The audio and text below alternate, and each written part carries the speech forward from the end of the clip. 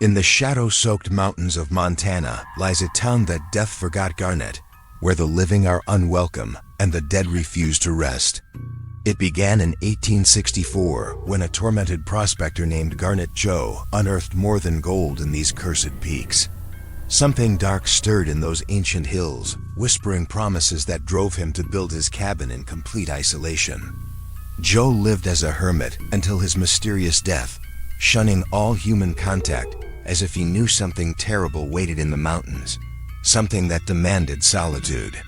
When other miners arrived years later, they foolishly honored the dead recluse by naming their settlement after him, unknowingly binding their fate to his cursed legacy. But Garnet Joe's spirit had already claimed these mountains as his eternal domain.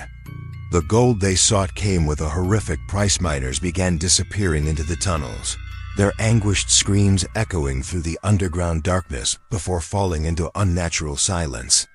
As the veins of gold ran dry, so did the lifeblood of the living.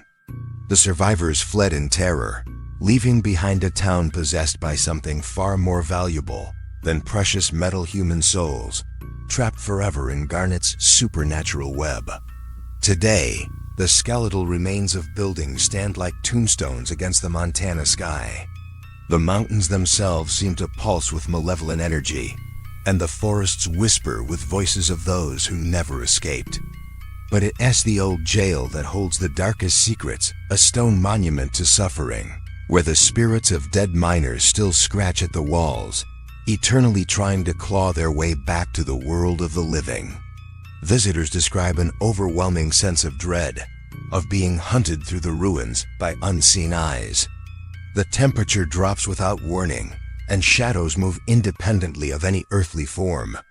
Some explorers report hearing the rhythmic pounding of pickaxes deep underground, growing louder and more desperate as night falls. Garnet Joe found his gold, but the true treasure he discovered was far more sinister, the secret of how to trap souls in eternal servitude.